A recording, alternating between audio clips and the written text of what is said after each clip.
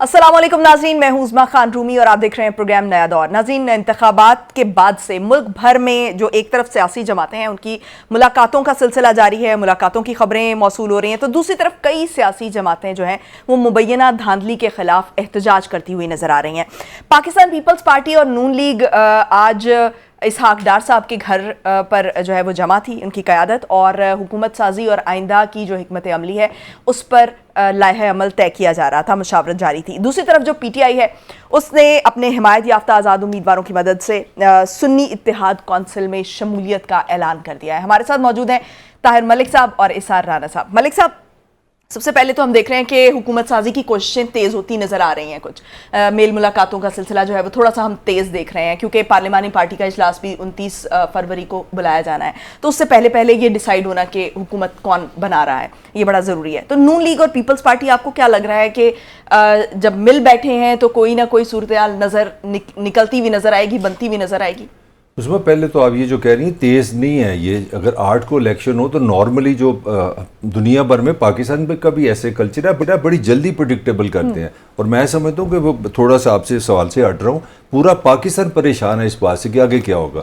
आपका सारा जो बिजनेस कल्चर है, जो साइकोलॉजिकल एक रियासत का एक तस्वर होता है, माशरे का एक तस्वर होता है, मैं समझता हूँ ये कोई जो आप जिसको तेज़ रफ्तारी कह रही है, मुझे तो अदर वे राउंड नजर आ रहा है। अब मैं ये कह रही हूँ कि अब तेज़ रफ्तारी नजर आ रही है। असल में कहानी ये है कि मैच फिक्स है और दोनों को अपनी तरह का और स्टेटस का भी पता है। दोनों को पता है हम नॉन CSS अफसर हैं और हमें अपना बिजली का थोड़ा सा बिल, थोड़ी सी गाड़ी मिलेगी, इतने इतने पैसे मिलेंगे। जिस तरह जॉब्स नहीं हम करते, ये पब्लिक रिलेशन की जॉब है, तो ये दोनों को अपनी औकात का पता है। और इनको ये भी पता है कि जिन्होंने फैसला कराना है वो वजह है उसकी ये कि रियासत की एक मजबूरी है या इस निज़ाम की एक अपनी एक स्टाइल है, तो उस स्टाइल में ये कुरैनी के नाम निकलना है। यहाँ तो फिर आप मार्शल लगवा लें पाकिस्तान में, मैं एक हाइपोथेटिकल बात कर रहा हूँ, यहाँ कोई कुछ और काम कर लें। अगर आपने इस इलेक्शन से चलना है ना, तो ये दोनों जमातें आएंगी, एंड में एकदम अच्छी खबर आ जाएगी कि सुलह होगी। अब कहानी क्या है, छोटी सी 1-2 सेकंड में जो मैं बताऊंगा। पीपल्स पार्टी को पता है कि हम इनकी ज़रूरत है, क्योंकि वो चाह रहे हैं कि लीडिंग फेस नून का हो, सारी जो जूतियाँ पढ़नी है वो नून की पढ़े। और एक छोटी सी मैं आपको खबर दे सकता हूँ कि मैंने एक एक्सपर्ट से बात की है जो IMF पाकिस्तान के लोन वगैरह इन चीज़ों को समझता है। उसने कहा था कि इस बात का इम्कान है कि इस गर्मी में 100 रुपये का यूनिट हो जाए। तो असल फियर जो नून और पीपल्स पार्टी के अंदर चला है वो नहीं चल रहा कि हमने क्या क्या लेना है, फियर ये है कि जूते कौन खाएगा। पीपल्स पार्टी इस चक्कर में है कि सारा फेस बन जाए नून का, हम उनको वोट दे दें, मगर नून की एक ही प्रेशर है कि जनाब आपने हमारे साथ हलवा भी खाना है और जूतियाँ भी खाएं। तो राना साहब, मुश्किल वक्त में अगर कोई ऐसा डिसीजन लेता है कि अपनी सियासत को पीछे करके आगे आने की कोशिश करता है, तो ये तो बड़ी बहादुरी का मुजाहरा नहीं होगा? और कौन ये बहादुरी का मुजाहरा करेगा? नहीं, इस मामले में तो मुस्लिम लीग नून और पीपल्स पार्टी बहुत बहादुर हैं। 17 महीने भी इन्होंने बहुत बहादुरी से पाकिस्तान को छील के रख दिया था, अब आगे भी छील लेंगे। और ये एक पैकेज डील होती है। पैकेज डील ये थी कि मियाँ साहब के तमाम गुनाह माफ़ कर दिए जाएँ, उन्हें यहाँ लाया जाए, उन्हें लेवल प्लेइंग फील्ड से ऊपर की कोई फील्ड दी जाए और उनके लिए गलियाँ सुंजियाँ कर दी जाएं और मिर्ज़ा यार को कहा जाए भी उन तो पंगड़े पा। लेकिन बदकिस्मती से एक स्क्रिप्ट हम बना रहे होते हैं, एक स्क्रिप्ट ऊपर अल्लाह बना रहा होता है और अल्लाह का स्क्रिप्ट ही कामयाब होता है। जो कुछ भी हुआ 8 फरवरी को वो हैरान कुन था। लेकिन अब उसके बाद अगर मियाँ साहब ये कहें कि जी अब तो मैं इक़्तिदार नहीं लूँगा, या पीपल्स पार्टी कहे, तो इनकी इतनी हैसियत नहीं है कि ये इतनी बड़ी बात कह सकें, इनकार कर सकें। हाँ, इनकार कर सके। मलक ने सॉफ्टन लहजे में ये बात की, मैं भी वही बात ज़रा थोड़ा सा तल्ख लहजे में बात कर रहा हूँ कि ये इनकार नहीं कर सकते। ये दो वो बच्चे हैं जिनके बड़ों ने इन्हें एक ट्रेन के डब्बे में बिठा दिया और कहा कि इस ट्रेन के डब्बे में बैठ के आपने सफ़र करना है, आप लड़ते हुए जाओ या मरते हुए जाओ, सफ़र आप नहीं करना है, इंग्लिश वाला भी और उर्दू वाला भी। सो ये कोई वो नहीं है कि जी अब कोई बहुत गिमिक्स हैं और ये कुछ नहीं है। ये तय है कि मुस्लिम लीग नून और पीपल्स पार्टी ने ही हुकूमत बनानी है। 9 मई वालों को तो नहीं हुकूमत बनाने का मौका मिलना ना, तो इन्हीं को मिलना है। तो फिर ये जब बनाएंगे तो फिर पैकेज डील में साथ जो और चीज़ें जुड़ी हुई हैं उसे भी फेस करेंगे। 9 मई वालों को तो इलेक्शन लड़ने ही नहीं दिया गया ना। चलें, वो अगर क्या कहते हैं लड़के और आ गए और ऐदे सितम घर में गमेश के मारे जिंदा भी हैं, और ये भी बहुत बड़ी बात है। तो मेरा ख्याल है कि असल चीज़, चूँकि आप बात कर रही हैं हुकूमत साजी पे, तो मैं ये समझता हूँ कि इनके पास भागने का कोई रास्ता नहीं है। हाँ। इन्हें बनाना पड़ेगा ये सारा कुछ। तो ऑप्शन तो एक और भी है कि अगर तहरीक इंसाफ जो है वो किसी भी एक पार्टी के साथ, नून लीग के साथ वो ऑब्वियसली नहीं जाएगी, लेकिन पीपल्स पार्टी के साथ किसी ना किसी हद तक इत्तेहाद दिखाया जा सकता है, तो उस ऑप्शन को क्यों नहीं आजमाया जा रहा है या उस ऑप्शन की तरफ देखा क्यों नहीं जा रहा, और पीटीआई इसको क्यों नहीं देख रही? मेरा ख्याल है कि पीटीआई को भी तो इस बात का पता है ना कि आगे से मलक प्यारे के मुताबिक 100 रुपये पर यूनिट होगा, ठीक है ना, तो ये इतना आसान नहीं है। और फिर आपस की बात है, अगर पीटीआई चाहे भी ना तो उसे इक़्तिदार नहीं मिलना, ये बात तय है। अगर केपीके में एक खौफनाक मैंडेट उन्हें ना मिलता, एक भरपूर से भी ज्यादा का, तो शायद वो वहां पे भी ना बना पाते। लेकिन वहां पे मैंडेट इतना हैवी हो गया कि आपके पास और कोई चॉइस नहीं रही, तो वहां उनको वो ही बनाएंगे। लेकिन बाकी जगहों के ऊपर उनके पास चॉइस भी हो, तो चूंकि सामने वाली चॉइस भी मौजूद है, तो वही चॉइस सामने वाली जाएगी। इन लोगों पीटीआई नहीं बनाएगी मरकज में हुकूमत। मरकज में असल में हुकूमत बनाने से क्यों गुरेजा नजर आ रहे हैं लोग? एक तो आपने बड़ा अहम फैक्टर बता दिया ना कि अगर 100 रुपए का यूनिट होने जा रहा है, या आपका इशारा जो है वो मुश्किल डिसीजंस की तरफ है, क्योंकि हमारे लिए, लोगों के लिए, सॉरी, हुक्मरानों के लिए, हमारे लिए और की मतलब नहीं, ये यहाँ पे ये होता है ना, हमारे हुक्मरान बड़े आगे अच्छी उर्दू में बात करते हैं जी, हमने बड़े मुश्किल फैसले लिए हैं। तो मैं समझता पता नहीं क्या फैसले लिए कि मैंने अपनी गाड़ी किसी क्लर्क को दे दिया या किसी ना, वो मुश्किल फैसले मेरे लिए होते हैं। सॉरी, आप सवाल करें। अवाम के लिए मुश्किल फैसले होते हैं, चले अवाम के लिए मुश्किल होते हैं, लेकिन इन दी एंड जो है वो उनकी सियासत उस पर कुर्बान हो रही होती है। इससे तो आप अग्री करते हैं ना? मेरा नहीं ख्याल इस वक्त अभी अगर नून लीग भुगत रही है तो अपनी 16 महीने की कारकर्दगी को भुगत रही है। उसकी मैं आपको टेक्निकली रीजन बताता हूँ लड़ाई क्या चल रही है। लड़ाई चल रही है जो 18वीं तरमीम है ना, पाकिस्तान 9000 अरब रुपए के करीब टैक्स इकट्ठा करती है वफाक, उसमें से आपके आइन के मुताबिक 8वीं तरमीम के मुताबिक आपने 55% वापस सूबों को देना है। अब जरदारी नवाज शरीफ को आम लोग नहीं है, हमने तो जुमा 8 दिन हो गए शो ही किया है ना, उन्होंने 30-35 साल रूल किया है। अब नवाज शरीफ ये समझता है कि अगर मुझे 62% पाकिस्तान मिल जाए, मुझे SHO चाहिए, मुझे पटवारी चाहिए, मुझे डिप्टी कमिश्नर चाहिए, मिल गया। जरदारी भी यही सोचता है, बलूचिस्तान में भी वो अपना जा रहे हैं, पीपल्स पार्टी जा रही है, इधर केपी के। अब सबका सवाल ये है कि हमें पाकिस्तान के जो फंड्स हैं ना, जो पैसे हैं वो मिल जाएं। अब वफाक के पास क्या बनता है, जूते क्या है, आपने फौज के खराजात देने हैं, आपने कर्जे देने हैं, और आप पे सारा जो IMF को आपने डील करना है। तो अंदर से लड़ाई ये है कि यार हमें अंदर से, पंजाबी में कहते हैं सारे का टिड रजिया है, अंदर से सारे बड़े खुश हैं कि मुझे सिंध मिल गया, मुझे पंजाब मिल गया, और ये अरबों रुपए हैं, अरबों रुपए हैं। तो असल लड़ाई ये है कि जो फेस है ना, फेस नहीं चाह रहे। ये जो असल में जो सारी लड़ाई है उसमें पीपल्स पार्टी बहुत समझदार प्ले कर रही है। वो कह रही है देखें जी देखें, हम आपकी सपोर्ट कर देते हैं, मगर साथ ही कह रहे हैं आईनी ओहदे दे दें हमें।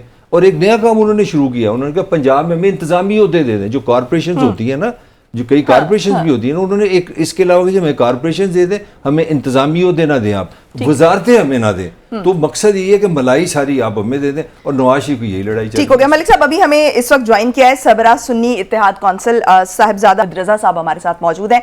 हामिद रजा साहब, बहुत शुक्रिया आपके वक्त का। हामिद रजा साहब, अभी आप पीटीआई के साथ अलायंस करने जा रहे हैं, पीटीआई इस चीज का ऐलान कर चुकी है, क्या आपके तमाम मामला जो है वो सेटल हो चुके हैं, तय पा चुके हैं? जी बिस्मिल्लाहिर्रहमानिर्रहीम, बहुत शुक्रिया जी। हाँ जी, बिल्कुल तमाम मामला भी सेटल हो चुके हैं, और इब्तदाई तौर के ऊपर 50 आज़ाद उम्मीदवार जो हैं उनकी जो एफिलिएशन है विद सुन्नी इत्तेहाद कौंसिल, उसकी एफिडेविट्स और उनका एक्सेप्टेंस स्टेटस जो हैं वो इलेक्शन कमीशन में अब से तकरीबन को 15-20 मिनट पहले जमा भी करवा दिए गए हैं। अच्छा, रजा साहब, इशारा ना अर्ज कर रहा हूँ। सबसे पहले तो मैं आपको मुबारकबाद देता हूँ कि माशाल्लाह अचानक ही पीटीआई के सारे कबूतर आपके छज्जे पे आके बैठ गए। ये बड़ी अचीवमेंट है कि आपकी पॉलिटिकल। तो क्या अब मैं ये भी समझूं कि कौमी असम्बली में आप लोगों को जो मखसूस नशिस्तें हैं वो भी मिल जाएंगी? और दूसरी चीज़ ये कि आप जाहिर एक सुन्नी कौंसिल जो है एक दीनी अपनी एक शनाख्त रखती है, और पीटीआई क्या उस शनाख्त के और आपके जो बनाए हुए मंशूर है उसके पीछे चलेगी? जी देखिए सार भाई, बहुत शुक्रिया। देखिए मैं आपको 2 बातें अर्ज कर देता हूँ जी। वो कोई कबूतर मेरे छज्जे पर आकर नहीं बैठा जी, ये सब अमानत है इमरान खान साहब की, और उनकी अमानत हम उन्हीं के ही सुपुर्द कर रहे हैं। और मैंने आज भी प्रेस कॉन्फ्रेंस में ये बात कही थी कि ये ताउन जो है ये गैर मशरूत है, बगैर किसी शराइत के, बगैर किसी डिमांड्स के। उसकी वजह यह है कि हम गुज़श्ता 7 साल से इमरान खान साहब के साथ खड़े हैं, और अभी इस वक्त चूंकि वो सुप्रीम कोर्ट के एक फैसले के बाद जिसमें बल्ले का इंतखाबी निशान वापस ले लिया गया, तो एक नई कैफियत डेवलप हुई, नई सिचुएशन डेवलप हुई। तो उसके अंदर हमने उनके साथ सिर्फ ताउन किया है। फैसले इंशाल्लाह तमाम इमरान खान साहब की मंशा के मुताबिक ही होंगे, और आप इन तमाम लोगों को यही समझे कि ये पाकिस्तान तरीके इंसाफ के बैक्ड हमायत याफ्ता उम्मीदवार ही हैं। नंबर 2, जी बिल्कुल इंशाल्लाह हमें कभी उम्मीद है कि हमें इलेक्शन कमीशन ऑफ पाकिस्तान खवातीन और अकलियतों की मखसूस नशिस्तों के हवाला से जो हमारा हक है, जो हमारा इस्तेहकाक है, इंशाल्लाह वो जो सीटें हैं वो हमें जरूर मिलेंगी। और तीसरा सवाल जो आपका था कि पाकिस्तान तरीके इंसाफ और सुन्नी इत्तेहाद काउंसिल का मैनिफेस्टो, देखो मैनिफेस्टो में को बहुत ज्यादा डिफरेंसेस नहीं है। मतलब हम निज़ाम मुस्तफ़ा सल्लल्लाहु अलैहि वसल्लम के नफाज की बात करते हैं, तो पाकिस्तान तरीके इंसाफ रियासत मदीना की बात करती है, और एक फलाही माशरे की बात हम भी करते हैं, पाकिस्तान तरीके इंसाफ भी करती है। तो मैं ये समझता हूँ कि मुश्तरकात ज्यादा हैं, और जो कोई आपस में इख्तलाफी चीजें हैं वो शायद ना होने के बराबर है। अच्छा गौहर भाई, अब सॉरी अपना रजा भाई, गौहर साहब ने कहा कि 180 नशिस्तें हमारे पास हैं कौमी असम्बली की, तो इसका मतलब है हुकूमत आप बना रहे हैं, तो आप इसकी वजाहत कर सकते हैं, क्योंकि अब आप तहरीक इंसाफ हैं या तहरीक इंसाफ इस वक्त कौंसल है, तो उस प्लेटफॉर्म पे आप किस तरह को क्या रैशनल है उनके पास के 180 MNA जो हैं वो अब आपकी पार्टी के हैं या तहरीक इंसाफ के कह लें, वो कोई इशू नहीं है? उसमें मैं आपके कर्ज करूँ जी कि इस वक्त तक हमारे जो MNAs हैं जिनका नोटिफिकेशन जारी हो चुका है उनकी तादाद 90+ है जी, और उन 90 के ऊपर अगर आप खवातीन की और अक़लियतों की नशिस्तें भी अगर आप डिवाइड कर लें तो ये तकरीबन 120 के करीब होंगी जी। अब 60 हल्के ऐसे हैं या 50 तहरीक इंसाफ से जो रिगिंग के जरिए हमसे छीने गए हैं या उनके रिजल्ट तब्दील किए गए हैं। बहुत सारे हल्कों में, जिस तरह आपके लिए मैं क्या इस्लामाबाद के 3 हल्कों के नोटिफिकेशन जो हैं वो मुअत्तल कर दिए गए हैं। बहुत सारे जो हल्के हैं वो इस वक्त इलेक्शन ट्रिब्यूनल्स के अंदर हैं, उनके फैसले वहां से हो रहे हैं। तो जो फॉर्म 45 के मुताबिक चेयरमैन तरीके साहब बैरिस्टर गौहर खान साहब ने बताया है कि 180 हैं, तो हम वो फॉर्म 45 के मुताबिक इस चीज से क्लेमेंट हैं कि हमारी सीटें 180 बनती हैं, और हम अपने इस बात के ऊपर कायम हैं जी। ठीक हो गया, बहुत शुक्रिया। हामिद रजा साहब हमारे साथ मौजूद थे। राना साहब, अब तो डिसाइड हो गया कि ये जो है सुन्नी इत्तेहाद काउंसिल के साथ जो है वो PTI बैठ रही है, लेकिन MWM भी इनके साथ कॉन्फ्रेंस में मौजूद थी, इस पर आप क्या कहेंगे? मैं समझता हूँ कि उसमें सबसे खूबसूरत चीज़ जो है इस कसाफत ज़्यादा माहौल के अंदर, मुझे तो जो जिससे मुझे बड़ी खुशी हुई मलिक साहब, वो ये थी कि एक तरफ वहदतुल मुस्लिमीन के अल्लामा नासिर अब्बास साहब तशरीफ फरमा थे और एक तरफ रजा साहब। It's a very great gesture. हम जो ये करते हैं ना अमूमन बात बैनल मसालिक हमांगी की, तो इससे अच्छा खूबसूरत जेस्चर नहीं हो सकता कि अगर हम पॉलिटिकल प्लेटफॉर्म्स के ऊपर इकट्ठे हो सकते हैं और एक यकजहती का मुजाहरा कर सकते हैं नेशनल काज के लिए, तो ये तो बड़ी खूबसूरत बात है। और एक चीज और साबित हुई कि अगर सियासतदान चाहें तो ये शिया सुन्नी की जो हमने एक तफरीक पैदा की है वो खत्म हो सकती है।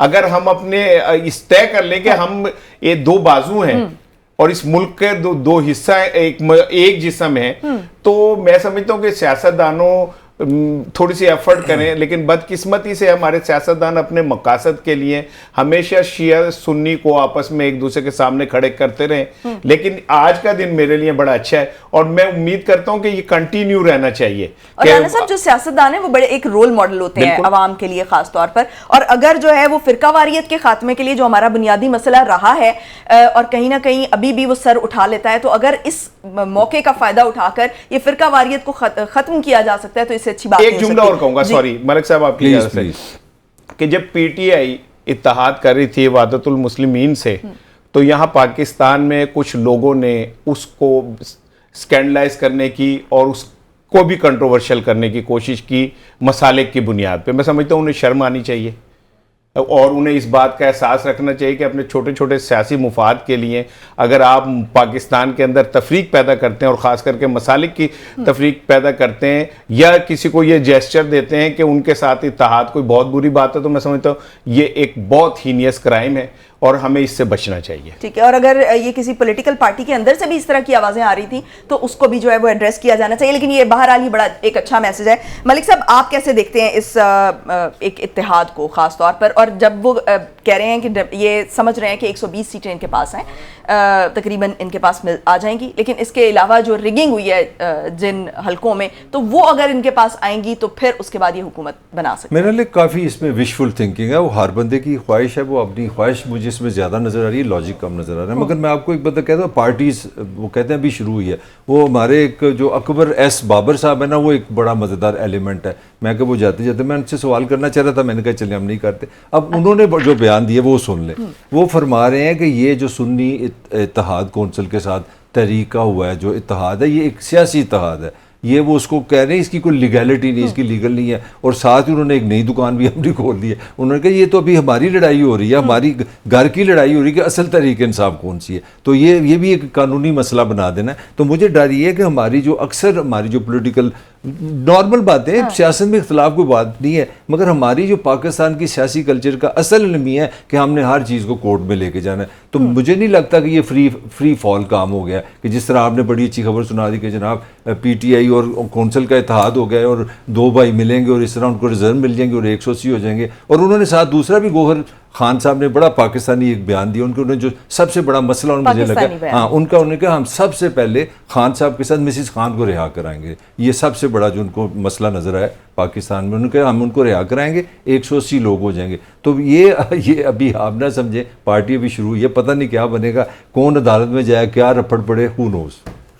अदालतों में अगर मामला जाएंगे तो फिर वो सियासी मामला जो है वो फिर हम खुद अगर पार्लियामेंट में हल नहीं करेंगे, करने के काबिल नहीं होंगे, तो ऑटोमेटिकली ये मामला अदालत में जाएंगे। और अदालतों में हम देख रहे हैं कि पिछले कुछ अरसे से जो मामला हैं वो घसीटे जा रहे हैं, जो पार्लियामेंट में डिस्कस होने चाहिए थे वो अदालतों में मामला तय हो रहे हैं। तो इससे तो मामला मजीद ख़राब नहीं हो जाएगा। अच्छा, नहीं वो जो ये अभी बात कर रहे थे ना, मतलब अकबर एस बाबर नाम है ना, वो बड़े मशहूर ज़माना, वो इतने मशहूर ज़माना है कि मुझे भी उनके नाम का नहीं पता।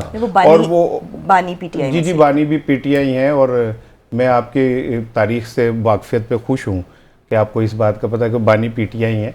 लेकिन जब तंजीमें या पार्टियाँ शुरू होती हैं ना, तो बहुत सारे लोग जुड़ते हैं और उसके बाद वो आहिस्ता आहिस्ता नितरती जाती हैं और फिर कुछ और शेप में चली जाती हैं। लेकिन मैं ये समझता हूँ कि हमने मैट्रिक में, पता नहीं 5वीं में मैंने एक लतीफ़ा सुना था कि हाथी का जांगिया गुम हो गया, तो वो ना जो एक हम चूहा साहब थे तो वो छुपते फिर रहे थे, तो किसी ने कहा तुम क्यों छुप रहे हो, कि उनका उसका जांगिया गुम हो गया, तो उसे मुझ पे भी शक है कि मैंने ना पहना हो। ठीक है ना, तो अब इस तरह के सियासी चूहे अगर PTI को चैलेंज करेंगे कि जी 80 माला के गया, तो फिर मैं क्या कह सकता हूँ। नहीं राना, वो लीगली वो पाकिस्तान की एक कोर्ट ने ये तस्लीम किया हुआ कि साहब बहादुर रुकन तहरीक इंसाफ है। ये नहीं, पाकिस्तान की अदालतों पे तो मैं बस एहतराम हाथ जोड़ते हुए और जिसे कहते हैं ना जान की अमान पाते हुए, क्योंकि सारा कुछ जो लगना है ना, ताज़ीरें वो मुझ पे ही लगनी है। लेकिन जिन लोगों ने हाजिर सर्विस जजेस के नाम लिए आज वो बामे अरूज पे हैं, जिनके खौफ से आने वाले जजेस, चीफ जस्टिस सुप्रीम कोर्ट जो है इस्तीफे देके चले गए और उनका भाग गया ना, तो ताज़ीरें तो मुझ पे लगनी है, तो उन पे तो लगनी नहीं, क्योंकि रियासत तो उनके अंदर से डर गया राणा, नाम भी बता रहा हूं। मैंने तो नहीं कहा भाई, क्या आप भी बच गए, पता नहीं किसका जिक्र कर रहे हैं। अच्छा नहीं, मैं सियारा हो गया, मैं 2-3 दिन में बड़ा सियारा हो गया, मेरे हिसाब लगाया। नहीं यार, सुन लेना, अगर आपको भी नहीं पता मुझे तो फिर आपको रिटायरमेंट ले लेनी चाहिए, मैं भी ले लूंगा साथ ही। अगर आपको ये नहीं पता, अगर आपको ये नहीं पता कि गुजरांवाला के जलसे के अंदर एक शख्स बाहर से बैठ के हाजिर सर्विस जनरल और जजेस का नाम लेता है, नवाज शरीफ, ठीक है ना, और लेके उन पे इल्जाम लगाते हैं और कहता है कि तुमने बाजवा मेरी हुकूमत गिराई, और बाद में पता चलता है कि बाजवा से तो उनकी मुलाकातें होती रही, डील होती रही, ठीक है। और फिर पार्लियामेंट के अंदर जजेस के खिलाफ खड़े होके बैनर्स लेके जो अरकान असेंबली थे उन पे करप्ट होने के और बदयानत होने के इल्जामात लगाते रहे, और उनका पसंदीदा जज जो है वो उस जाके पार्लियामेंट के अंदर खिताब कर रहा है। तो अगर ऐसी अदालतों के फैसलों को हमने मिसाल बनाना है तो फिर मैं कुछ नहीं कह सकता। शायद इन अजीम मिसालों की वजह से तो हम दुनिया में 150वें या 154वें नंबर पे हैं कि जितनी रोशन मिसालें हमारी अदलिया देती है। मैं और अब सुन लीजिए एक जुमला, मैं ये समझता हूं, मैं अगेन मैं काजी साहब का बहुत बड़ा फैन हूँ, उनकी जमहूरियत पसंदी, जमहूरियत के साथ खड़े होने के ऊपर, और वो एक दुनिया के चंद नामी गिनामी लायर्स में से जो कानून को बहुत अच्छी तरह समझते हैं। मैं उनकी अजमत से तकाजा यही करता हूं कि वो खुद को इस केस से अलहदा कर लें और सीनियर जजेस के ऊपर मुश्तमिल एक बेंच बना दें जो इलेक्शन, क्योंकि उनके ऊपर तो इल्जाम लग गया, कमिश्नर ने कह दिया कि वो भी शामिल है। ये दांधली वाले केस की बात ठीक है ना, कि उन्होंने इल्जाम लगा दिया उनके ऊपर, तो क्या अगर वो नहीं बैठेंगे तो क्या बेंच इंसाफ नहीं कर सकता? अगर वो रोल मॉडल के तौर पे सामने आए और आके कहें कि हाँ जी चूंकि मुझ पे इल्जाम लगा तो मैं अपने बाकी जजेस ब्रदर्स पे यकीन रखता हूँ। नहीं, इसमें राना ये बड़ी मंतकी बात है। ये जो हमारी ट्रेडिशन है, हम वकील तो नहीं है, हम बात नहीं कर सकते, मगर पाकिस्तान की जो ट्रेडिशन है अदलिया की, अगर आप उसको देखो तो उसमें अक्सर हुआ है, अगर किसी जज का नाम किसी वाले से आए तो वो एक इखलाकी तौर पे अपना नाम ले लेते हैं, वो कहते हैं भाई I am not a party. ये तो अब ये मुझे ऐसा लगता है कि जो सीनियर जजेस ने इस्तीफे दिए या उनसे दिलवाए गए, वो शायद इसी दिन के लिए दिलवाए गए थे कि बेंच में कोई ऐसा सीनियर जज ना बैठे जो आजादाना फैसले कर सके, ठीक है ना। तो अगर आपने इसी तरह का एक निजाम बनाना है, यानी राणा साहब आप कह रहे हैं कि वो जो इस्तीफे हैं वो दिलवाए गए थे, उन्होंने अपनी मैं नहीं कह रहा, मैं ये कह रहा हूं कि somehow इस्तीफे उन्होंने कहा है, अपने इस्तीफों में कहा है कि हम इसलिए रिजाइन कर रहे हैं क्योंकि यहाँ पे हम इंसाफ नहीं कर सकते। तो मैं तो उनकी अजमत को सलाम करता हूं कि जिन्होंने इस बुनियाद पर इस्तीफे दे दिए। ठीक है नाज़रीन, एक छोटा सा ब्रेक लेंगे, ब्रेक से वापस आएंगे और हम डिस्कस करेंगे कि एक तरफ तो जो हुकूमत साजी का मामला जो है वो उसमें क़यादत नून लीग की भी और पीपल्स पार्टी की भी एक जगह पर बैठी हुई है, लेकिन जो बानी मुस्लिम लीग नून है वो कहाँ गायब है, इस पर बात करेंगे। Stay tuned.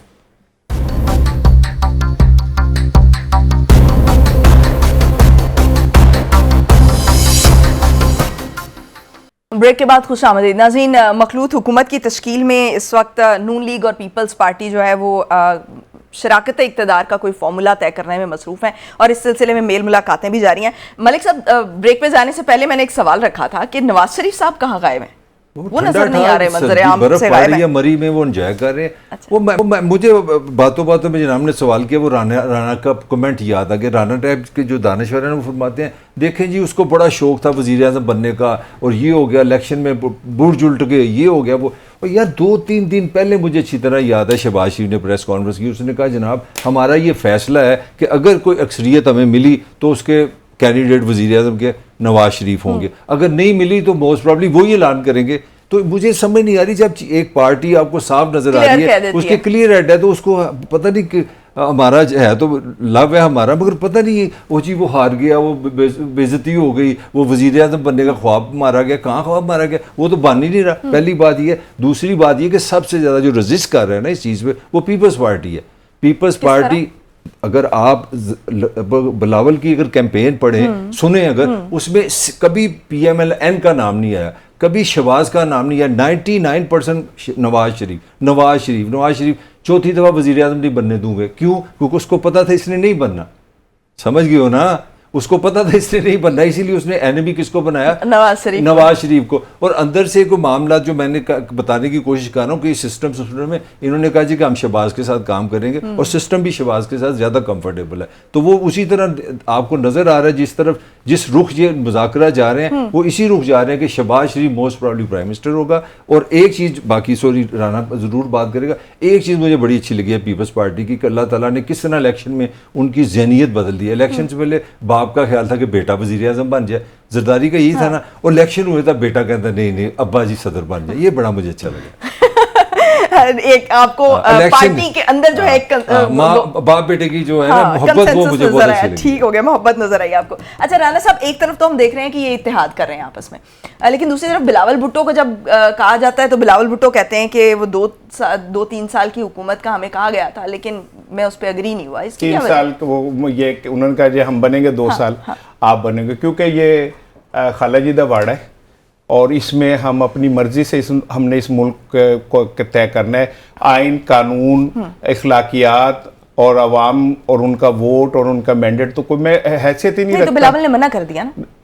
अभी देखें, चंद दिन देख लें आप। अच्छा, चंद दिन क्या, चंद घंटे देख लें आप, ठीक है ना, आपको समझ आ जाएगी कि बिलावल साहब ने जो मना किया है उनकी कितनी हैसियत है। और कहाँ खड़े होते हैं वो अपने पैरों के ऊपर। अच्छा, दूसरी चीज़ ये मैं ये एक वैसे ही मलक ने जैसे अभी कहा कि जी वो तो बनना नहीं चाह रहे थे, ना उनका पहले दिन से था, और ना जनाब अली, उन्होंने तो पहले ही कह दिया था कि मैंने ना एक फिल्म देखी थी पाकिस्तान की, उसका नाम था हंस दे आओ हंस दे जाओ। अच्छा, वो पाकिस्तान की वाहिद तारीखी फिल्म है जिसमें पाकिस्तान के उस वक्त के तमाम कॉमेडियंस जो थे ना उस फिल्म में उनको कोई ना कोई रोल दिया, पाकिस्तान के तमाम कॉमेडियंस। और आपको कॉमेडी बहुत पसंद है, और जाहिर है मुझे कॉमेडी इसलिए 70s क्या ज़माना हाँ जी हाँ। अच्छा, मुझे कॉमेडी पसंद है तो मैं पाकिस्तान की सियासत देखता हूँ ना, ठीक है ना, इससे बड़ी कॉमेडी तो कोई नहीं हो सकती। तो उसका एक सीन था, उसमें ना रंगीला डाकू दिखाया है, तो वो मलिक साहब जेल से की दीवार से छलांग मारता है फरार होने के लिए, तो जब वो ऐसे गिरता है ना तो साथ ही पुलिस वाले आ जाते हैं और उसे कहते हैं कि पता नहीं उसका नाम क्या था, और जगह भज्जी ना, तो तारीखी जुमला कहता है मैं भजते जाना सी पर मेरी पैंट फट गई है। हाय हाय हाय। तो अब ना भाग सका बेचारा। तो मैं ये समझता हूँ कि ये जो जाली वोटिंग मशीनें, वो बैलेट्स पेपर आप छापते हैं और 150 के, और वो पकड़े जाते हैं लाहौर से, वो पता नहीं कब से छप रहे हैं, और वो जो इंतखाबी उज़रदारी हुई वो उसी दौरान कहीं रिप्लेसमेंट होनी थी, 130 की भी हो शायद हो जाती। तो अगर आपने इसी तरह के मैंडेट लेके और इसी तरह के आपने कार्रवाइयां डाल के और अगर वजीर आजम बनना है तो भाई आप सब कुछ बन जाएं। अच्छा, अगर यही सॉरी मैं अच्छा नहीं लगता, नहीं सॉरी कह दिए वो माफ कर देगा। यार मुझे बताओ, जिम्मेदारी है पाकिस्तान इलेक्शन कमीशन की। मैं बहुत छोटा था तो एक निगरान हुकूमत में एक प्रोफेसर काकड़ आए और एक अपने हमारे यहाँ पे मोहसन साहब आए, बहुत छोटे थे हम तीनों के, लेकिन आपने इज्जत से काकड़ साहब का नाम ले, मुझे प्रोफेसर क्या कहते हैं, प्रोफेसर काकड़ साहब, प्रोफेसर काकड़ साहब। हाँ, मेरे मुंह से कुछ और भी आप नहीं, आप ऐसे प्लीज उनसे बाहर ना निकले। आप सुबह दोपहर शाम सिर्फ हमने ये समझा कि ये हमें इलेक्शन कराने हैं, फेयर इलेक्शन कराने हैं, हमने सिक्योरिटी प्रोवाइड करनी है। मैं गलत कह रहा हूँ, इलेक्शन कमीशन है। मैं कत्तन नवाशी को डिफेंड नहीं कर रहा, मैं कह रहा तो इसका मतलब है कि मैं कल को इलेक्शन लड़ूं, मैं प्रेस जाऊं, डंडे सोटे से जाके इश्तिहार छपवाऊं या वो पेपर छपवाऊं, वेयर इज इलेक्शन कमीशन? भाई मेरे खुदा का वास्ता है, इतना तो नाना नवाज को हमें बिला वजह चढ़ाई करो। चढ़ाई बनती है तो निगरान पे, चढ़ाई बनती है तो इलेक्शन कमीशन पे। हाँ, अगर इन्होंने छपवाए हैं और आपके पास रिकॉर्ड है तो इनको भी सजा दे, मगर मुझे अच्छा, तो मलिक साहब, लेकिन हम देख रहे हैं कि जो सोशल मीडिया है उस पे दोनों तरफ का एक आर्गुमेंट चल रहा है, दोनों तरफ से बाकायदा जो है वो उस पे काउंटर आर्गुमेंट जो है वो दिए जा रहे हैं। देखिए जिम्मेदारी, मैं कत्तन नहीं कह रहा कि नवाज शरीफ ने नहीं छुपवाए, वो तो मेरा मसला नहीं, वो तो कानून जाने, उसको सजा दे, फांसी या फांसी। मेरा सवाल है जिम्मेदार कौन है? इलेक्शन फेयर किसने कराने हैं? मेरे अंदर एक चोर छुपा है, मैंने बनना चाह रही हूँ, मैं अपने भाई या बहन के लिए फॉर्म छपवा रहा हूँ, इसका मतलब मैं बदमाश बन जाऊँ? वेयर इज रियासत, where is election commission, where is निगरान हुकूमत? जिम्मेदार वो है, ये मेरा आर्गुमेंट। तो आपको नहीं लगता कि ये कंफ्यूजन फैलाने की कोशिश भी हो सकती है? ये असल में हमारी आदत ही नहीं रही इस माशरे में, हम जिसकी जिम्मेदारी उसको डाल नहीं रहे। जिम्मेदारी ये कि मुझे पता है दुनिया का एक मुल्क मुझे दिखा दे, कसम से कह रहा हूँ, जो बताए 10 महीने एक बंदा प्रोफेसर क्या पूरा नाम बोल दो दोबारा? प्रोफेसर काकड़ साहब। काकड़ साहब अगर पूरा कहोगे तो मुझे ज्यादा। अच्छा, साहब नहीं कहता, मुझे आंखें दिखाता, कहता तू साहब नहीं उसको बोलता यार। वजीर आजम जनाब प्रोफेसर काकड़ साहब, आपको रोजाना उनकी तस्वीर को देख के कितने महीने से आए हैं वो मुझे बताओ? प्रोग्राम से पहले राना साहब आपको प्रैक्टिस करवाएंगे। नहीं, मुझे थोड़ा सा आप चलो हम आपस में बात कर ले, कितने महीने से आए हैं? उनका ईमानदारी से बताओ एक काम क्या था? लो, जिस एंगल से उन्होंने सेल्फियां बनाई हैं, तुम सारी जिंदगी भी लगे रहो तो नहीं बना सकते। कैसे दानिश्वराना उन्होंने बच्चों से खिताब किए, इतने वो ज़हीन हैं कि एक सेकंड में एक बच्चे ने कहा इया का नाबदू व इया का नस्तईन कह देला तू फड़े गए तो फना पार्टी न देखो जहानत की इंतहा है उनकी, यानी इया का नाबदू व इया का नस्तईन कहना। मसला इलेक्शन है, आपका एक काम था निगरान। अच्छा, मैं इस पे आ रहा हूं, देखें जो मलिक साहब कह रहे हैं ना, इसका मतलब यह कि अगर कोई बैंक खुला हो और उसमें कैशियर ना हो, आप जाके पैसे उठा के भाग जाएं कि जी मेरा क्या कसूर है, बैंक खुले ऐसी, मेरी भी इखलाकी जिम्मेदारी है, मैं लीडर हूं, मैं कहता हूं मैं लीडर हूं, मैं कहता हूं मैं रास्ता दिखाने वाला हूं, मैं कहता हूं मैं वो हूं जो वोट को इज्जत देने वाला है, मैं वो हूं जो मैं हमेशा अमरीत से लड़ता हूं कि अब आप मैंडेट का एहतराम करें। तो मुझे वो क्या शेर है अहमद फराज का कि उसकी वो जाने उसे पासे वफा था कि ना था, तुम फराज अपनी तरफ से तो निभाते जाते। मैं वो को जी क्योंकि इलेक्शन कमीशन कैसे रोकेगा आपको? इलेक्शन कमीशन तो खुद भाई पार्टी है। इल्जाम है, अभी साबित नहीं हुआ, मैं सुन अभी लेना, इल्जाम है, मेरे अभी साबित ओ नहीं भाई हुआ। सुन तो ले, आप बिल्कुल ठीक कह रहे हैं, इल्जाम है। मेरे बच्चों ने कहा कि ज्यादा गुस्सा ना हुआ करें, रिलैक्स रहा करें। अच्छी बात तो है। और मलिक साहब पे गुस्सा करने से तो सख्ती से मना किया। सख्ती नहीं, आपसे भी किया, खैर ऐसी बात नहीं है, आप दोनों ने घर के ऑर्डर्स आए हैं मलिक साहब। रल के गेम डाली आप दोनों ने, लेकिन मेरी आप सुन ले, जो मैं बात आपसे कह रहा हूं वो ये है कि आप किस इलेक्शन कमीशन को कह रहे हैं कि यार वो जिम्मेदार हो जाए। अब मेरी सुन लीजिएगा एक मिनट, वो इलेक्शन कमीशन जो पहले दिन से मुझे बताएं फवाद चौधरी जेल में है, सारी दुनिया का मामला था, फवाद चौधरी ने कौन सा ऐसा गुनाह कर लिया है? ठीक है, वो तो आईपीपी में भी जाके बेचारे बैठ गए थे, अपने आंसुओं को साफ करते रहे थे, ठीक है, क्योंकि उन्होंने इलेक्शन कमीशन को बतौर वजीर वो क्या कहते हैं इत्तलात चैलेंज कर दिया था एक दफा। आप अनाओं के गुलाम हैं, आप इस कौम के, इस आइन के गुलाम नहीं है, आप पाकिस्तान के आइन के पाबंद नहीं है, आप अपने अनाओं का बदले लेते हैं लोगों से। और फिर दूसरी बात यह कि पूरी दुनिया छोड़े जी, मुझे भी छोड़े, सारे पीटीआई को भी, इंटरनेशनल मीडिया उठा के देख लें वो क्या कह रहे हैं, और एक इलेक्शन कमीशन उसे फर्क ही नहीं पड़ा। वो कहता है जी मैं पहलवान हूं, मुझे कोई कुछ नहीं कह सकता। अच्छा, बेईमानी भी खुद कर रहे हैं और बुला रहे हैं, बुला के आरओज और डी और उनकी क्या औकात है वो जो झूठ वहां जाके कहेंगे हाँ जी ऐसे ऐसे हुआ था। अगर आप इतने ही इंसाफ पसंद है ना तो it's a very simple way, आप फॉर्म 45 उठाएं, फ्रांजिक करा लें, अगर कोई जाली है तो पता चल जाएगा, और अगर नहीं है तो भाई आपके गले में बगल में बच्चा, शहर में ढंडोरा, आप 45 फॉर्म को फ्रांजिक करा लें, आपको पता चल जाएगा। लेकिन आपने कराने ही नहीं है। अगर कराने होते तो इतना बखेड़ा क्यों करते आप, इतना ड्रामा क्यों करते आप? एक फर्स्ट क्रिएट कर दिया पाकिस्तान को आपने, अदम इस्तेकाम से भी आगे लेके चले गए अपने गलत फैसलों की वजह से और धांधली की वजह से। ज्यादा ना गिलवाए कहीं मेरे से नोटिस आ जाए। दूसरी तरफ हम देखते हैं कि जो फाफिन है उसने भी इंतखाबी नताइज पर ऑडिट का, आजादाना ऑडिट का मुतालबा कर दिया है, तो कहीं ना कहीं कुछ ना कुछ आवाजें तो इस पे उठ रही हैं। नहीं देखें, इस पे तो एक सिटीजन की पोजीशन मेरी तो यही है कि ये एक, अगर आपने अगले पाकिस्तान के 5 साल की बुनियाद ये इलेक्शन है, इस पे तो नहीं, ये जो भी हुकूमत बनेगी उसकी बुनियाद ये इलेक्शन है। तो जिस तरह समझदार लोग कहते हैं कि जिस तरह आपने इमारत बनानी है, अगर आप जिस तरह बुनियाद बनाएंगे वैसी इमारत बनेगी। तो मैं समझता हूँ कि पाकिस्तान में अगर कहीं पे भी धांधली का अगर कुछ शोर है, अच्छा या बुरा नहीं, हमारी ये मैं कहता हूँ ये इदारे होते हैं, इदारों की ये जिम्मेदारी है कि वो जब तक न्यूट्रलिटी ना हो, जब तक ये लोगों को, पाकिस्तान को ये कॉन्फिडेंस ना हो कि ये जो वजीर आज़म है, ये जो वजीर इत्तलात है, ये जो गवर्नर है, ये जो वजीर आला है मेरे वोट से बना है, फिर बात बनेगी। और मैं समझता हूँ ये पाकिस्तान की जरूरत है, ये ना पीटीए की जरूरत है ना नवाज शरीफ की जरूरत है, ये पाकिस्तान की जरूरत है। क्योंकि अब हम प्रोग्राम क्या करें, यकीन करें अपना राना, किसी दोस्त से मिल लो, किसी कारोबारी से मैं मिलता हूँ, वो एक ही सवाल करता है, मलिक साहब इस्तेकाम की दुआ आएगा की बनेगा। इसका मतलब क्या है कि जब तक आप पॉलिटिकल स्टेबिलिटी, लोगों पे कॉन्फिडेंस ही नहीं आ रहा, मतलब मैं नहीं पॉलिटिकल बात कर रहा कि लोग कह रहे हैं जी फौरन आप नवाज को वज़ीर आज़म बना, लोग कहते हैं यार चीज़ें क्लियर कर दो कि हमारी कोई हाउसिंग सोसाइटी है, किसी का कारोबार है, किसी ने स्कूल खोलना है, किसी ने गाड़ियों का बिजनेस करना है, यकीन करें पूरा मैं देखें बताएं, दुनिया में जब भी इंतखाबात होते हैं ना उसका वाहिद मकसद ये होता है कि वहां सियासी इस्तेकाम रहे आएगी और अवाम को इस बात का यकीन हो कि जो ऊपर लोग बैठे हैं उन्हें हमने भेजा है, हम जिम्मेदार हैं, ठीक है ना, और उसके बाद पोलराइजेशन जो है वो कम से कम होती चली जाए।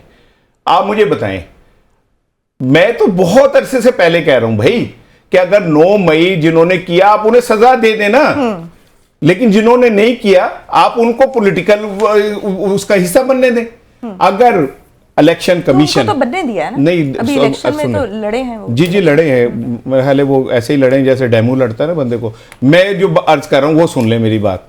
मैं ये कह रहा हूं कि अगर आपने एक पार्टी का जमहूरी हक ना मारा होता बल्ले के नाम पे, ठीक है, एक आजाद फिजा देते उन लोगों को जिनको रियासत नीट एंड क्लीन करार दे देते कि भाई ये नीट एंड क्लीन है, इन्होंने ये रियासत से नहीं टकराए, ठीक है, और एक प्रोसेस से। आपने तो जगह जगह इलेक्शन कमीशन ने अपनी नाहली और बदयांती से इलेक्शन प्रोसेस को गंदा कर दिया। कागजात छीने जा रहे हैं, वो बुला रहे हैं और गिरफ्तार हो रहे हैं। आप परवेज इलाही साहब की एलिया के साथ और बेटी के साथ और फला के साथ और खवातीन के साथ हो रहे, उसका क्या नतीजा निकला आज?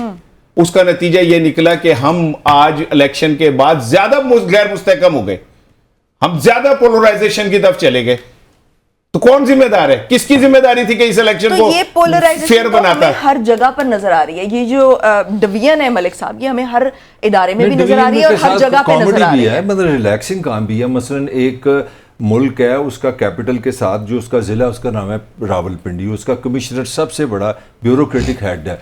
तो इस निगरान हुकूमत को जब उसने कहा धांधली हुई तो 2 घंटे में पता चल गया कि ये पागल है, इसका दिमागी तवाज़ुन ठीक नहीं, और इसके पास लेकिन सुबह तो वो पीएसएल पे प्रेस कॉन्फ्रेंस करने वाले थे, उसके फौरन बाद ये इस तरह का बयान दे दिया। मैं सवाल फिर वही मेरा वो राने से जो मैंने बहस की है, देखो अगर किसी ने फार्म छापे हैं वो जुर्म है, मैं ये नहीं कह रहा, मगर जिम्मेदार मेरी निगरान हुकूमत है या मेरा इलेक्शन कमीशन है। यहाँ पे भी अगर मतलब दुनिया के किसी भी स्टैंडर्ड पे कोई ऑफिशियल देखे, वो निगरान हुकूमत के मतहत है, और निगरान हुकूमत इसीलिए जमहूरियत की खूबसूरती है कि वो वोट से बनती है। अगर वो दिमागी तवाज़ुन उसका दुरुस्त नहीं है तो कमाल है, आपको 2 घंटे बाद पहले पता चला क्योंकि उसने बयान दे दिया। तो जो उसने पहले हरकतें की होंगी, अगर किसी का दिमाग ख़राब हो तो इसका मतलब है आपको पाकिस्तान के लोगों की कोई फिक्र नहीं है। उसने अस्पताल ही गलत बना दिया, उसने पोस्टिंग गलत कर दी, उसने कोई प्लानिंग गलत कर दी, सारा पागलपन आपको उसी दिन पता चला जिस दिन उसने कहा कि ये हो गया। यहाँ पे भी वही फ्लॉ है कि हमें जिम्मेदारी तय करनी पड़ेगी। जिम्मेदारी का तय कमिश्नर अगर पागल है, उसने धांधली की है या नहीं की, मैं फिर कहूंगा इसका जिम्मेदार वो है जो हुकूमत है। ये निगरान हुकूमत को रिजाइन कर देना चाहिए था कि वो ये सॉरी ये पागल है, हमने इस पागल को रखा हुआ है, उसको बाद में सजा। लेकिन जिम्मेदारी कबूल करते हुए वो इस्लामाबाद में जो कौमी असेंबली के 3 हल्के हैं उनसे उनका नोटिफिकेशन मुअत्तल कर दिया। अच्छा नहीं, इस बात को कमिश्नर साहब से इसलिए नहीं जोड़ा जा सकता क्योंकि अदालतों ने कमिश्नर साहब के बयान के बाद नहीं ये किया, उनका तो अपना एक प्रोसीजर है ना। अच्छा आप देखें 2 चीज़ें कि जो उन्हें कहा जा रहा है ना कि वो पागल हैं, और राजा रियाज साहब ने कहा कि वो कितने करोड़ में बिक गए?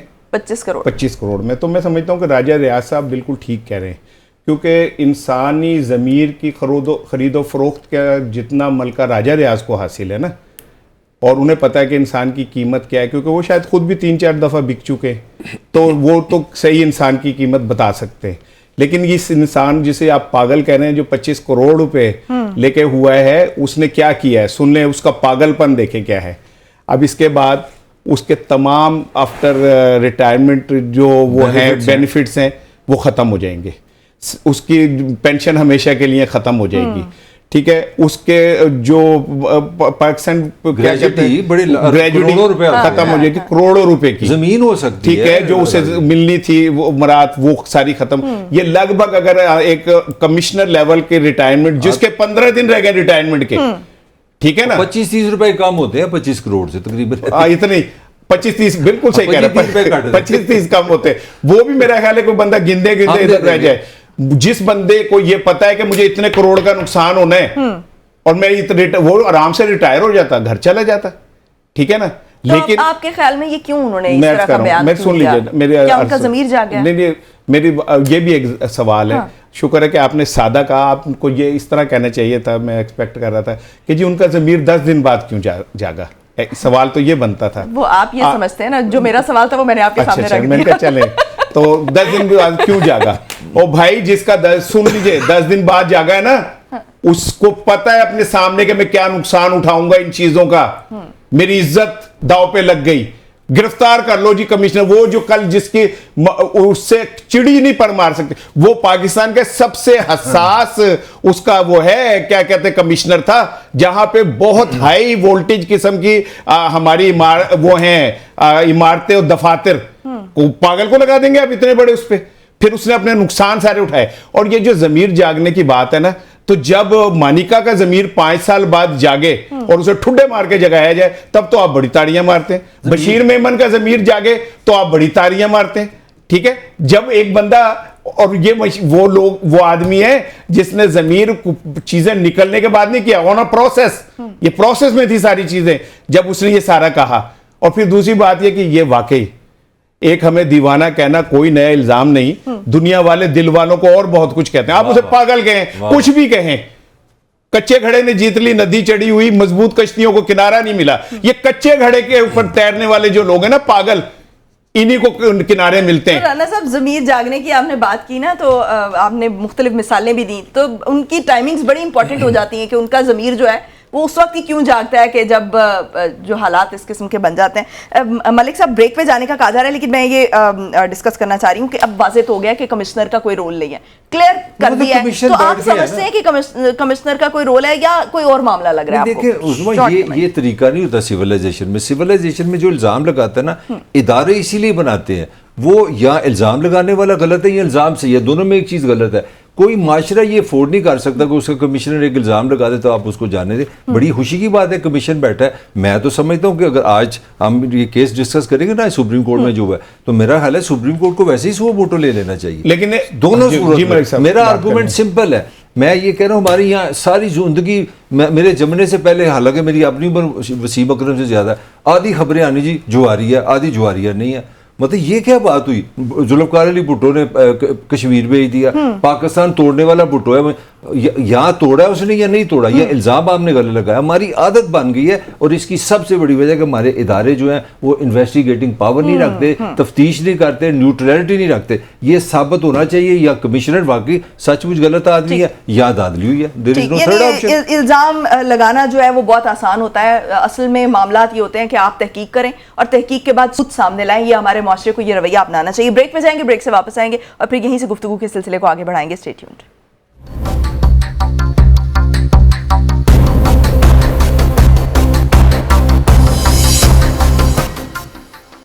ब्रेक के बाद एक मरतबा फिर से खुशामदीद नाज़रीन। 8 फरवरी को होने वाले जो आम इंतखाबात थे, कलअदम करार देने के केस में एक जो दरख्वास्त गुजार हैं उन्होंने दरख्वास्त दायर की सुप्रीम कोर्ट में, और जिसका जो chief justice of Pakistan justice Qazi Faez Isa ने जिस पर रिमार्क्स दिए कि ऐसे सुप्रीम कोर्ट के साथ मजाक नहीं हो सकता कि पहले दरख्वास्त दायर करते हैं और फिर गायब हो जाते हैं। मलिक साहब, ये क्या मामला है कि ये बात तो ठीक है कि अगर आप दरख्वास्त दायर करते हैं तो फिर आप उसको ओन करें और अदालत में आएँ? मेरा ख्याल है दो इश्यूज बन रहे हैं। सुप्रीम कोर्ट सुमोटो भी ले सकती है कि अगर वाकई धांधली का है, मगर मुझे लगता है कि सुप्रीम कोर्ट इसमें बड़ी संजीदा नज़र आई है, क्योंकि उन्होंने वजारत ये जो अली साहब हैं जिन्होंने दरख्वास्त दी है, ब्रिगेडियर अली खान, तो उन्होंने कहा कि हमने उनसे कहा कि आप इनको ढूंढें, तो बल्कि उन्होंने बड़ा इस पे क्लियरली एक स्टैंड दिया कि ये सुप्रीम कोर्ट की तौहीन है कि इस तरह पहले दरख्वास्त दें फिर आप आके गुम हो जाए, नजर भी ना और टाइम ज़ाया करें। तो मुझे लगता है मुझे इससे थोड़ी सी कुछ और भी खुश स्मेल आ रही है कि सुप्रीम कोर्ट शायद कहीं ना कहीं धांधली को वाकई एक सीरियस केस नजर आ रहा है। उनको सीरियस केस नजर आ रहा है। राना साहब, आपको क्या लग रहा है? नहीं, आज चीफ जस्टिस साहब ने जिस तरह इसे प्रोबिन किया है कि वो कहाँ गया बंदा, और फिर उन्होंने मेरा जो मैं पढ़ रहा था शायद कि उन्होंने वजारत दिफा को भी कहा है कि आप इस बंदे को ढूंढने पेश करने का। अच्छा, अब मुझे नहीं पता कि वो बंदा जिन्होंने ये की थी तो क्यों की थी और गायब हुए तो क्यों हुए,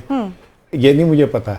लेकिन मैं ये ज़ाती तौर पे ये समझता हूँ कि सुप्रीम कोर्ट कोई एक ऐसा ग्राउंड नहीं है जहाँ पे आप जो मर्जी करते फिरें, उनका वक्त ज़ाया हो। सुप्रीम कोर्ट का जब एक बेंच बैठता है तो उस पर कौम के करोड़ों रुपए एक समात पे या उस पूरी समात पे लग रहे होते हैं। वो करोड़ों रुपए में मलक के खून पसीने की कमाई भी शामिल है, आपकी और मेरे भी। इसीलिए मैं दर्द दिल से सुप्रीम कोर्ट के ऊपर बात कर सकता हूँ, क्योंकि मैं समझता हूँ कि मेरे उससे चल रही है टैक्सेस से, तो मुझे इतना तो हक होना चाहिए कि मैं बात कर सकूँ उसके ऊपर। तो मैं ये समझता हूँ कि बिल्कुल उनका पता चलना चाहिए कौन है। और मेरे ख्याल मुझे थोड़ा सा कन्फ्यूजन है, धरना केस में सब ने अपनी दरखास्तें वापस ली थी, तो चीफ जस्टिस साहब ने कहा था कि अब आप दरखास्तें वापस भी लें तब भी समाप्त होगी, बैठ गया हुआ है, ठीक है ना। वो भी तो मुझे उम्मीद है कि ये रोशन मिसाल माजी में भी चूंकि हो चुकी है तो इस बार भी होनी चाहिए कि अब कोई दरखास्त ले वापस ना ले, बंदा मिले ना मिले, सुप्रीम कोर्ट को ये नतारा करना चाहिए उसकी रीजन क्या है। अगर सुप्रीम कोर्ट यहां पे इंसाफ के पहलुओं के मुताबिक चल गई तो कौम पे इतना बड़ा एहसान होगा कि आप सोच नहीं सकते। एक दफा तो यार ये पता चलना चाहिए ना कि हम कहां खड़े हैं यार, हम कौन लोग हैं। पता नहीं एक वोट के ऊपर सुन लें 2,500 रुपए से ज्यादा खर्च हुए हैं किस कौम के एक वोट कास्ट करने के ऊपर। 2,500 का मतलब है कि अगर 5 बंदों ने वोट दिया और ये को 15,000 रुपए बन गए तो 15,000 रुपए गरीब के घर का खर्चा है। 160 अरब रुपए बनते हैं। 160 अरब रुपया उस कौम का जहां पे लोग खुदा की कसम 2 रोटी को तरस रहे, जहां पे लोगों को ये नहीं समझ आ रही कि हमने चूल्हा जलाना है या नहीं जलाना। लाइट जलानी है या नहीं जलानी, बच्चों को स्कूल भेजना है या नहीं भेजना, दवाई खानी है या भूखे मर जाना है, उस कौम के कितने मलिक साहब 160 अरब रुपए 160 अरब रुपए आपने खर्चे हैं, 2,500 रुपए पर वोट आपने खर्च दिया और आपने मजाक बना दिया यार, पूरे कौम को बेवकूफ बना दिया। हम मर गए कमा कमा के हमारे टैक्सों से, और आप ऊपर बैठे हुए, इनका सूट देखें आप, इनके लालियां देखें चेहरे की, आप इनकी गाड़ियों की चमक देखें, इनके शोफर देखें, इनके पीछे चलने वाली गाड़ियों की कतारें देखें, उस कौम की जिस कौम के लोग भूखे मर रहे हैं। और फिर आप कहते हैं जी इलेक्शन का पता नहीं कितने चला, क्यों चला गया भाई, मुझे जवाब दो क्यों चला गया, वो दे सारे इदारे जवाब जो इसके जिम्मेदार हैं कि ये इलेक्शन किसने चोरी किया है। अभी एड्रेस कर तो रहे हैं, अभी जो कौमी असेंबली के इस्लामाबाद के जो 3 हल्के हैं वो आपको पता है नोटिफिकेशन मुअत्तल कर दिया, लेकिन मैं मलिक को भी नहीं पता होगा, मलिक साहब एक तरह आप किसी से पता कीजिए कि इसी ग्राउंड पे लाहौर हाई कोर्ट ने क्यों कहा कि इलेक्शन को कमीशन को रिज्यू करें इन्हीं दरखास्तों को, और यहाँ इंटरटेन हो गई। ये भी एक बारीकी है कि ये क्या हुआ है। वहां पे भी है, वहां पे अलग अदालतें बनेगी और उनके पास 120 दिन फिर दिए जाएंगे, वो अलग केस है आगे, क्योंकि इलेक्शन कमीशन का बड़ा अच्छा पॉइंट रेज किया। ये लाहौर हाई कोर्ट की नहीं, मैं इलेक्शन कमीशन की बात कर रहा हूँ। जब मैंने थोड़ी सी उनसे मालूमात ली, वो मैंने पहले भी एक दफ़ा वो कहते जी हम तो खुद एक इदारा है, हम तो खुद, हमारा जो आरओ भी होगा वो भी जज होता है, तो आप हमें किस तरह तौहीन अदालत कर सकते हैं, ये उनका आर्गूमेंट है। अच्छा वो कह देते हैं हमें तो अदालत इससे अब आपस में बैठे हुए हैं। बंदयाल साहब कौन थे, वो कोई मतलब कोई हमारे साथ प्रोग्राम तो नहीं करते थे, पाकिस्तान के चीफ जस्टिस सुप्रीम कोर्ट थे। अब सुने ना उसकी बात, तो उन्होंने क्या फरमाया था, किसको फरमाया था कि इलेक्शन कराओ। मेरा लिए उनको रिटायर हुए भी एक ज़माना बीत गया, किसी के जान कान पे जूं। उस्मा देखे मेरी बात सुने, ये जब तक हम इससे नहीं निकलेंगे ना कि तुम्हारा जज मेरा जज, हम इसी तरह भटकते रहेंगे। मैं जब बंदयाल साहब के साथ ये हो रहा था ना, तो मेरे तब के उठा के क्लिप देख लें, मैं ये कहता था कि जो आज बंदयाल साहब के रास्ते में कांटे बो रहे हैं आपको काटने पड़ेंगे। ऐसा नहीं हो सकता कि आप चना वो करके और उसमें से फूल उगाएंगे। आपको अपने वक्त में जवाब देना पड़ता है, क्योंकि सास भी कभी बहू होती है।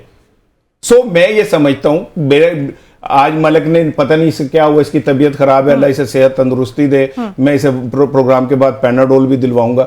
इसने नहीं कहा ये रो नहीं रहा, ये यूं नहीं कर रहा। नहीं रोना सही रोया, ये अदालत वाला रोना मैं अंदर समझ रहा था कि यार कमाल है, ये पहला इशू है जिसमें फिल्म ही नहीं चली। कभी होती है मैं और मेरा भाई हम मोहब्बत करेंगे, तुम मेरे हो मैं तुम्हारा नहीं हूँ, कोई ना कोई शार्ट आता है। मैं सोच रहा था मैं कि यार पहला इशू है जिसमें ना वहीद मुराद आया, ना सुल्तान रही आया, ना नदीम आया, एक तरह से आवाज आई, हम नवाज आएंगे मोहब्बत से, सही है। दूसरी तरफ से आवाज देखो हमें सलूट करना, हमारा कुलीग है। बात बड़ी सिंपल है कि मैं जो बात आपसे की थी, इस माशरे की जो आपकी पॉलिटिकल 5 साल अगले हैं ना, उसकी माँ जो है, जो उसकी बुनियाद है, वो आपके इलेक्शन है। अगर इलेक्शन में मिलावट का तासुर, मैं ये नहीं कह रहा हुई है नहीं, अगर ये तासुर के साथ हम आगे जाएंगे, आप ये मेरी बात लिख लें, हम कहीं नहीं, हम दायरों में घूमते रहेंगे। मेरे 100 में से 100 नंबर और ये विशेष सर्कल है, फिर हम वहीं पे आके खड़े हो जाएंगे। एक चीज और, कल खबर आई है कि सऊदी अरब के एक वफद ने मियां नवाज शरीफ साहब से मुलाकात की है। और फिर साथ मीडिया में ये खबरें चली कि जी इंतकाल इक़्तिदार और हुकूमत साजी पे, भाई वो कौन होते हैं बात करने वाले? क्या सऊदी अरब में हम जाके बात कर सकते हैं उनसे कि इसको प्रिंस लगा दो या इसको ना लगाओ? वो कैसे आके हमारे एक्सपेक्टेड प्राइम मिनिस्टर से मुलाकात करके उनसे बात कर सकते हैं? और मीडिया में खबरें चलवाई जाती हैं कि जी उन्होंने आके कहा कि जी मियां साहब हमने पूछा कि तुम्हारा क्राउन प्रिंस अगला कौन सा होगा? हमने कभी पूछा? हमारे किसी बंदे ने जाके पूछा कि मैं सऊदी अरब का दिल से एहतराम करता हूं, जहां पे मेरे आका सल्लल्लाहु अलैहि वसल्लम तशरीफ फरमाए हैं, मैं दिल से एहतराम करता हूं। मैं उस बंदे का भी दिल से एहतराम करता हूं जो उस सरजमीन पे जूतियां उतार के पैदल फिरता, नंगा फिरता था, नंगे पांव फिरता था। ठीक है, मेरा लेकिन सवाल यह है कि भाई मुझे यह बताएं कि कोई मुल्क भी कैसे हमारे मामलात में दखल दे सकता है, चाहे वो कोई भी हो, कि जी आप ऐसे हुकूमत बनेगी। क्यों कोई मुल्क कैसे क्या कहते हैं, 2 लोगों के अंदर जनरल मुशर्रफ और मियां नवाज शरीफ में बिठा के मुआहदा अपने सामने लिखवा सकता है कि ये 10 साल नहीं होंगे? जब उधार लोगे, जब पैसे लोगे तो फिर मुदावनत होगी, फिर बोलो ना सच, ठीक है ना? नहीं, सवाल जो किए कि कैसे, मैंने बता दिया ऐसे। अब मैं जान के कुछ सवाल ऐसे तिश्ना छोड़ रहा हूं जिसके जवाब मलक दे रहा है। ठीक है ना, मतलब मैं फंसी कल्ला तो नहीं फड़े जाऊंगा। दो ही फंसी है ना। हाँ, मैं वो देखे ना सोच- अच्छा नहीं, आप दोनों ना फंसे। मुझे ये बताएं कि मौलाना फजल रहमान जो है वो नहीं फंसे, क्योंकि उन्होंने एक टाइम पे तो कुछ बयान दिया, अगले दिन कुछ और बयान देके नहीं, वो तो वहां बयान से का फायदा है, आज उनका बेटा लीड कर रहा है जो आज, लेकिन एक और उन्होंने बयान हाँ, दिया ना। यार, और फौज की निगरानी में हो रहा है इलेक्शन, वो इसको पूरी नहीं तय ना पता। आज एक और बयान इसको नहीं दिया ना ना, उन्होंने कहा कि पार्लिमानी सियासत में हमने अपनी जो जनरल काउंसिल है उससे कह दिया है हाँ। कि हम पार्लिमानी सियासत छोड़ना चाह रहे हैं, तो छोड़ने की सिफारिश की है, तो हमें छोड़ने की इजाजत दी जाए। वे जो मर्जी कहते रहे, बैकग्राउंडर में उनके गाना चल रहा था, हम ना बाज आएंगे मोहब्बत से, तो यानी उनके वो बयान को सीरियस नहीं लेना भाई चाहिए, आपका कहने का ये अब मतलब है? बात यह है हाँ। कि देखें पाकिस्तानी सियासत के जो चंद बड़े बेनिफिशरी है ना खानदान, उनमें मौलाना साहब को किसी से पीछे नहीं है। यार वो कहते हैं अल्लाह की रहमत है, तुम वहां पे यानी भी वो बात नहीं- सियासत उनसे जानते पूछा हैं। गया पैसे कहाँ से, उन्होंने कहा जी अल्लाह की रहमत है। ये पता अच्छा, नहीं कौन कहता है। इस प्रोग्राम का वक्त खत्म हो रहा है, इसके अल्लाह की रहमत पे अगर इजाजत हो, दो जुमले। जी जी जी। एक आलिम है वो, उनके वो एक दीनी जमात के वो हैं, मुझे ना बड़ी तकलीफ हुई कि काश अल्लाह या कोई नेक बंदा इस बात का जवाब दे कि यार वो अल्लाह की रहमत तुम पे क्यों है, इन 23 करोड़ कीड़े मकोड़ों पे क्यों नहीं है, ये जो भूखे मर रहे हैं लोग, इन पे अल्लाह की रहमत क्यों नहीं है, इनके बच्चे ही बीमारियों का शिकार होके क्यों मर जाते हैं, इनकी बेटियां बगैर जहेज के बूढ़ियों के क्यों मर जाती है, ये अल्लाह की रहमत तुम पे क्यों होती है, हर दफा तुम पे ही क्यों होती है, हर दफा ये जो 4, 5, 6, 10 बड़े घराने इन पे क्यों होती है। मैं समझता हूं कि ऐसा नहीं है, अल्लाह की रहमत होती है, ये थोड़ा सा इंतजार कर लें। 8 फरवरी को बहुत सारे लोगों पे अल्लाह की रहमत हो गई है, उन्हें चानन हो गया है कि वो मैनिपुलेट करके ज्यादा अरसे बब्बर शेर नहीं रह सकते।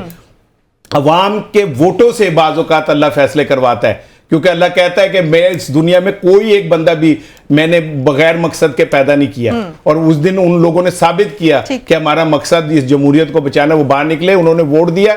अब ये ना माने, फिर अल्लाह की रहमत जोश में आएगी और फिर इन्हें मानना पड़ेगा हर बात। ठीक हो गया, बहुत शुक्रिया आप दोनों का। कल होगी आपसे दोबारा मुलाकात, मुझे दीजिए इजाजत। पाकिस्तान की हमेशा पाइंदगी की दुआ के साथ, अल्लाह हाफिज़ नासिर।